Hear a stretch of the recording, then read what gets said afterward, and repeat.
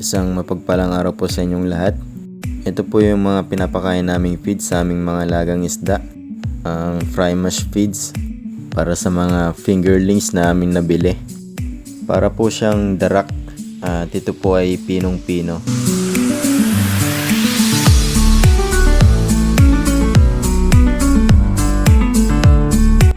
Ito pong fry mash feeds ay may crude protein na 25% na kailangan po ng ating mga fingerlings.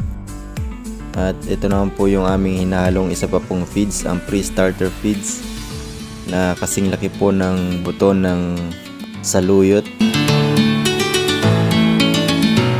At ito po ay may crude protein na 36% at mataas po ito ng 11% kaysa sa fry mash feeds. Pinagalo po namin yung dalawa na yan dahil sa may mga nauna pong mga tilapia na nasa pond po namin. At yun po yung mga naging anak ng mga una po naming inalagaan. Yan po at ihalo lang po namin yung dalawa na to. Bale, ang pagpapakain po namin dito sa aming mga lagang tilapia ay 3 times a day po. Dahil lang first month po ng mga fingerlings ay mahalaga po na matustusan po yung kanilang pagkain para po mabilis po silang lumaki.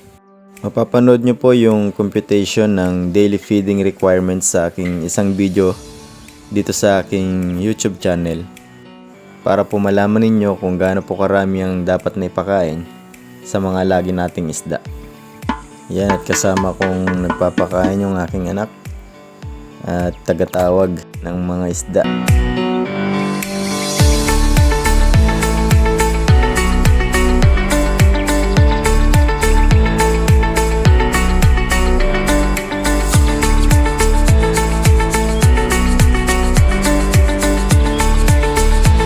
Bali po nagpakawala po kami dito noong May 5, 2024 ng 2,000 tilapia fingerlings.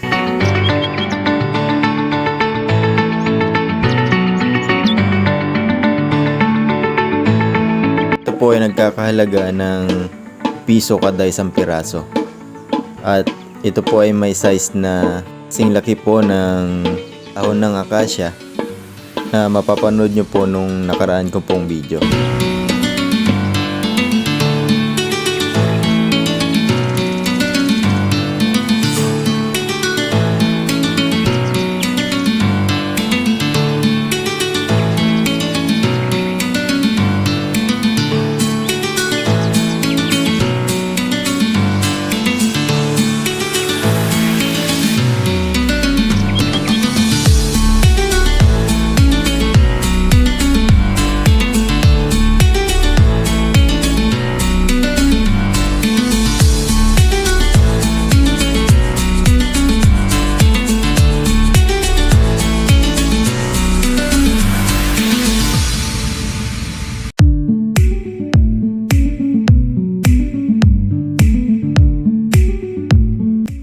Yung mga fingerlings po na pinakawalan namin dito ay meron ng 5 days old nung time po na pinapakain po namin dito sa video na to.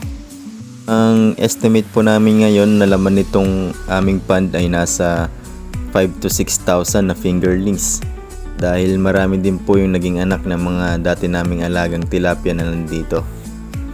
Maganda po nang ipakain po natin ay yung mga feeds na mataas ang crude protein content. Dahil mas mataas na crude protein, mas mainam po sa ating mga lagang tilapia para sa kanilang mabilis na paglaki. Bale, ang pagpapakain po namin ng fry mash feeds at pre-starter feeds ay nasa 20 to 30 days po. Depende po sa bilis po ng paglaki ng mga lagang tilapia.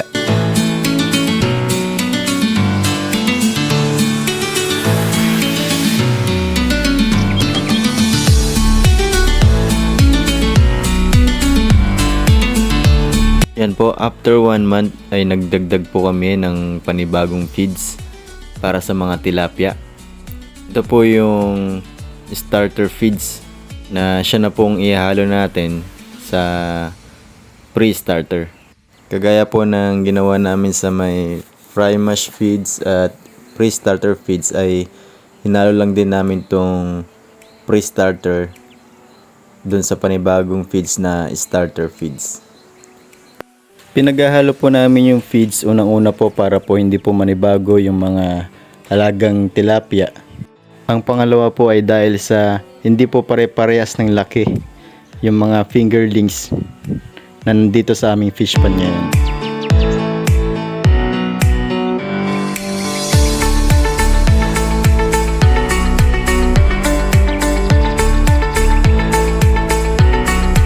Ito pong video na to ay nung June 15, 2024 at ika 35 days na po ng mga fingerlings na pinakawalan po namin dito na may bilang na 2,000. Ang pagpapakain po namin ay nasa 3 beses pa rin po sa isang araw. Dito po sa aming fish pan ay may mga natira pong mga grow out na tilapia na inalagaan po namin nung nakaraan, kaya kailangan po na makuha para hindi maagawan sa pagkain yung mga fingerlings. Gaya po nung nakaraan ay wala po kaming ginawang preparation dito sa aming fish pan. Bali ang ginawa lang po namin ay nagdagdag na lang po kami ng tubig at nagdagdag ng 2,000 fingerlings. Sa ngayon po ay hindi problema ang source ng tubig dito sa aming pond dahil sa may solar water pump po na nagsusupply para dito.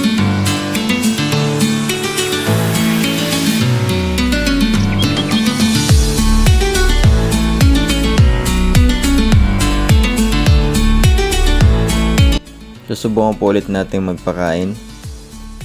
Ihalo lang po natin itong pre-starter dun sa starter feeds. At mamaya po ay susubukan nating manghuli ng mga grow out na tilapia.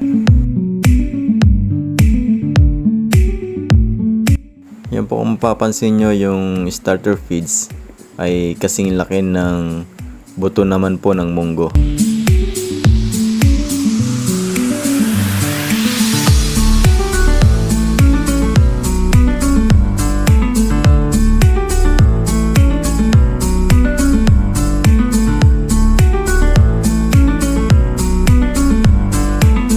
Itatry po nating manghuli ng mga grow out na tilapia gamit po itong tinatawag namin tabukol sa Ilocano.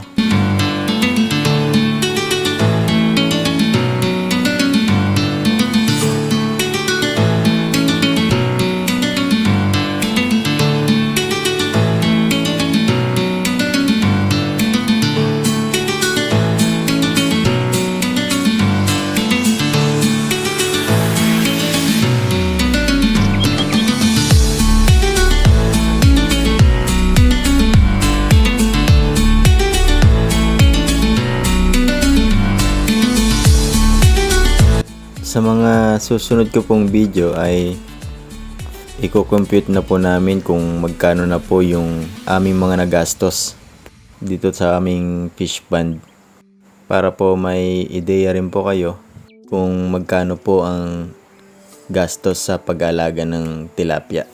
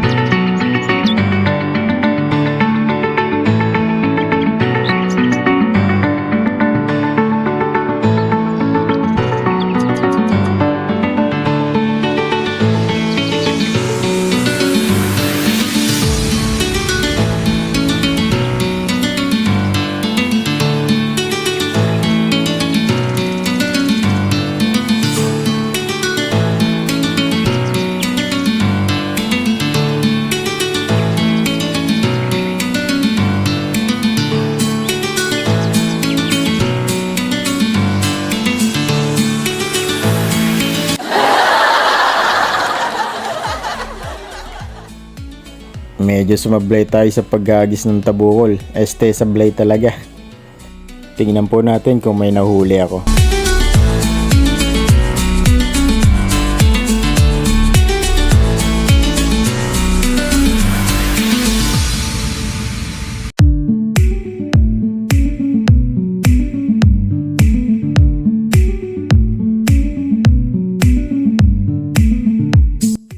Kahit papaano naman po ay may nahuli ako. Malalaki na po yung mga grow out dito na natira. Kaya kailangan pong mahuli para po hindi po magkaroon ng kaagaw yung mga fingerlings sa mga feeds na pinapakain para sa kanila.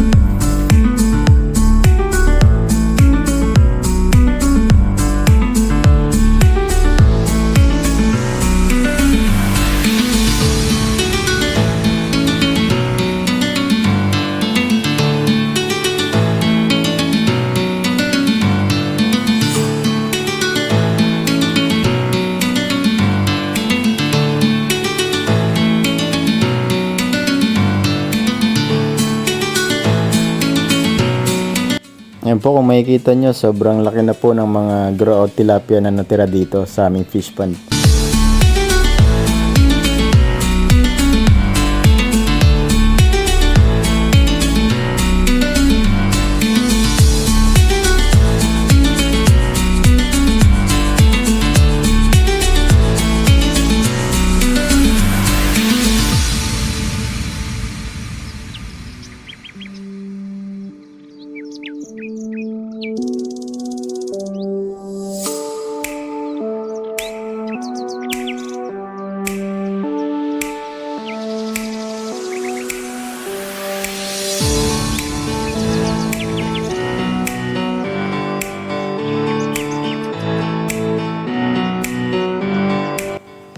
At ganito naman po kalalaki yung mga fingerlings namin ngayon na nasa 2 to 3 fingers na po ang laki nila.